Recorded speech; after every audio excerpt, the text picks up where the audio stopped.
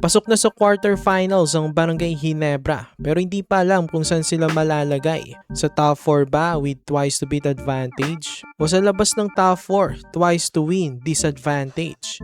Habang ang San Miguel Beermen ay inupuan naman ng first spot. TNT at Magnolia crucial game. Pag-usapan na natin ang lahat ng yan mga kabakets. Malapit na mag-start ang playoffs. Barangay Ginebra pasok na sa playoffs. Epic ang kanilang comeback kagabi kontra sa Rain or Shine. Classic Gene Kings ang ating nakita. Hindi sila sumuko, pinaira lang NSD Spirit. Mas nag-trail sila ng double digits papasok ng fourth quarter. Pero grabe ang rally nila sa paunguna ni RJ Abarientos at Scotty Thompson naman ang nakashoot ng clutch 3-pointer sa huling minuto para kunin ang kalamangan. Sa kabila naman ng pagkatalo ng Rain or Shine, 8-3 pa rin naman sila at lock na sa number 2. Habang ang Converge Fiber Xers naman ay pang-apat na ngayon sa standings. Crucial ang panalo nila sa NLEX. Dahil sa talo ng Road Warriors, wala na silang tsansa para sa twice to beat advantage.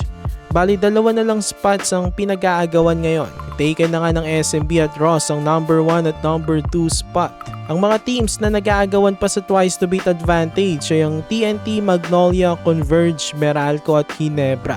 Dalawa lang sa kanilang papalarin. Lahat pa naman ito ay may tsansa. May posibilidad nga na magkaroon ng 4 at 5-way tie sa dulo. Posible kasi na magtapos ang mga nabanggit nating teams sa 7-4 na record. Mangyayari yon kapag nanalo ang Hotshots, Ginebra at Meralco sa kanilang last game. Tapos ang TNT nanalo sa Bossing bukas, tapos natalo sa Hotshots. Napaka-importante nga ng laban ng Hotshots at TNT. Pag nagkaroon ng 4-way tie o 5-way tie, quotient ang gagamitin. Kung sino ang mangingibabaw sa mga ito, ayun ang makakakuha ng twice to beat advantage. Itong nakikita nyo sa standings, pwede pa magbago yan. Basta ang sure pa lang talaga sa kanilang pwesto ay ang SMB at Ross. So ayun lang ang update natin sa ngayon mga kabakets. For more PBA content, ilike nyo ng ating video at mag-subscribe na rin sa JB Buckets.